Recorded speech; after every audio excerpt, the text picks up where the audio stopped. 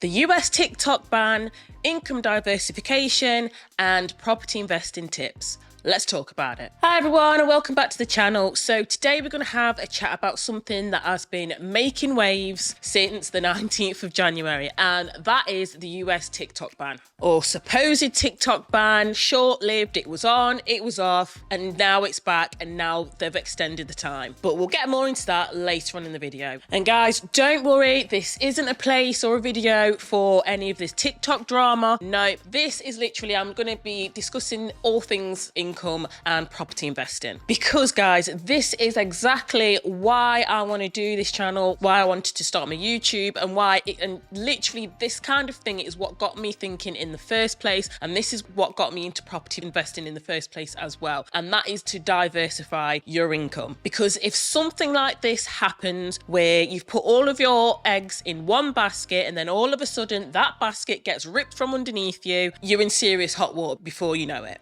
So today in the video, we will cover why diversification of your income really matters, why as well it's really important to pay off all of your crippling debt and also put money aside or save towards an emergency fund, how property investing can be a source of income for you, and some of the challenges that may face you if you are hoping to open up your own property investing business. So yeah, grab your tea, grab your coffee, whatever's going to keep you fueled, and let's get into the video. Around Christmas time, towards the 19th of Jan, and probably afterwards and probably now. So why income diversification really does matter. Now, let's talk TikTok. So love it or hate it, when this ban was announced, all the rumblings were happening, I think a lot of people unfortunately in the US were panicking, and quite rightly so, because I know there's a lot of businesses, a lot of influencers, a lot of people on TikTok really did rely on this, you know, and it really helped a lot of small businesses get out there, promote their products, their services, especially businesses like restaurants, any service-based businesses, things like that. The TikTok algorithm really helped them to get out there, promote, and you know, marketing, it costs so much for a small business owner, and having something like TikTok, it probably was a godsend, or it is a godsend to most people, because it reduces the money that they have to spend on these marketing campaigns, and also it gets them out in front of a load of eyes. It really isn't just some sort of internet drama that can just be easily dismissed. So I really feel for those of you in the US, because this literally affected your businesses straight away. And I'm talking business owners, not so much, obviously, yes, the influencers, but real business owners. I don't think people really did appreciate how much it affected and how many businesses this actually really did affect. So from what I could understand, TikTok literally did go dark on the 19th for a lot of the US users, but obviously now it's come back. President Trump, whether you like him or hate him, he's actually extended that. So as of recording this video, that ban has been extended. US users, from what I understand, can still use their accounts now up until a certain period. I think they had 90 days or something. Yeah, pop in the comments if it was any different, but I think as of filming this video, it has been extended for TikTok users in the US. This just really brings it home for me, because this was another reason why I did want to sort of diversify my income from my day job and actually get into property investing. By the way, guys, my name is Sabrina. I am a UK-based property investor, and I'm literally documenting the whole of my property journey here on YouTube. So if you like this content, please subscribe. Now, I'm an architectural designer. I have been in the construction industry for 20 plus years now, and I have worked in various places, and I know what it's like when all of a sudden that one job that you've got, it's gone for whatever reason. It's really taught me a lot, and this sort of brought it home to me, and this is why I really did feel for those US based business owners, because I know what it's like, and it really hits home to me. So this is a real reason why I really wanted to diversify my income, and that's why I pushed to you and just make sure that not everything is coming from one income stream, because if that gets cut off for whatever reason, all of a sudden no money's coming in. And obviously now I've done videos already in the past on the cost of living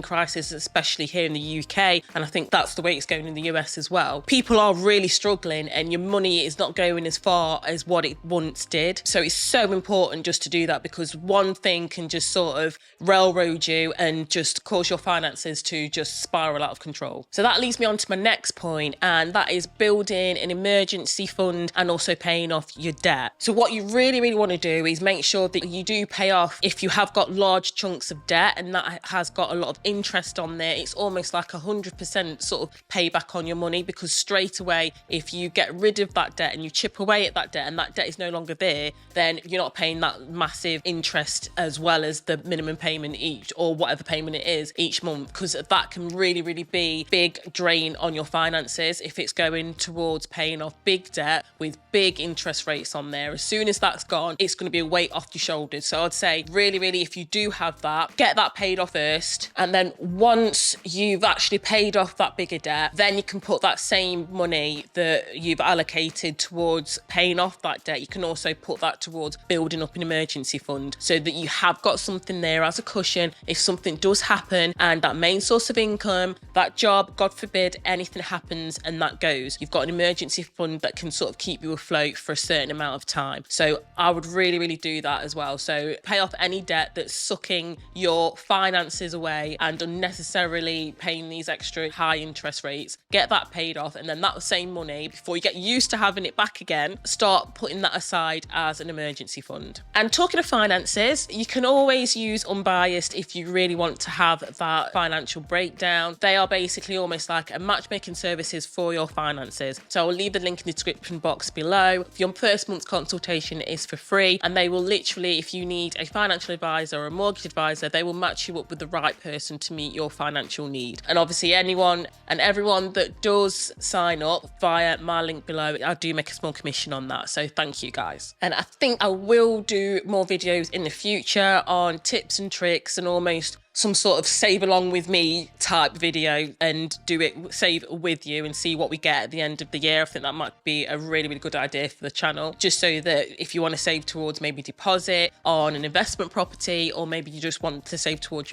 your emergency fund, I'll do some sort of video on that where we can all sort of save along together. So subscribe for that. And that leads me on to my next point, and that is actually getting started in property investing as another source of long-term income for you. So now we've got the foundations laid, we've got all of that nasty debt out of the way, we've got our emergency fund. Now we can get on to the fun stuff, which, as you can gather by my channel, this is the bit that I really love, and that is actually getting into property investing. Now, I love property investing, and unlike apps, they are not going to vanish literally overnight. They are a tangible asset that you can use, add to your income streams. Now, I tend to focus on doing commercial to residential renovation and then letting those out. I find that strategy is good for me because, as I've said in past videos, there's certain costs, i.e. stamp duty, that are going to be mitigated against when you go commercial to residential. So watch some of those videos, you'll get some tips from there. It's not all sunshine and rainbows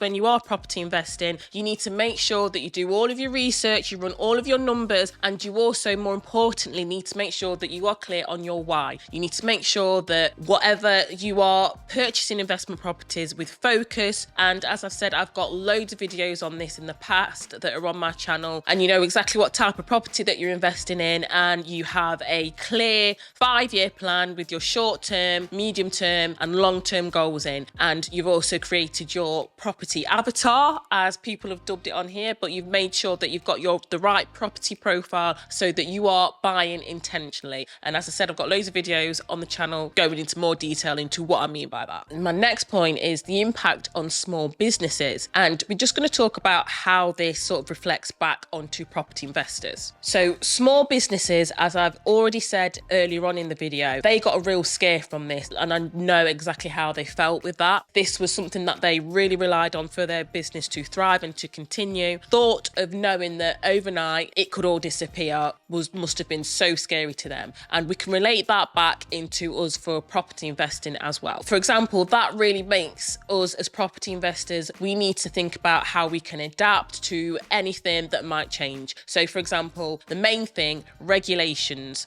and any other things that the government want to sort of bring in. We need to make sure that we adapt and we are literally on top of our game. We've done our research and we know exactly what we're doing when we are property investors. Let's face it, we're all putting a lot of money in here, and we really want to make sure that we know our stuff. So we really want to keep abreast of any changes in regulations if we're doing in-depth renovations, extensions, things like that. By the way, if you want any advice on that, my details for all the architectural stuff that I do is in the link in the description box below. And also we need to keep an eye on any market trends, especially in the areas where we are going to be investing. So we really need to be staying as flexible as we can and just using this as a chance to diversify our income. And always, especially if we're going to do a renovation, have a plan B. Again, I've got other videos on how I do renovations and how I plan for renovations, and I will be doing another series on exactly what I do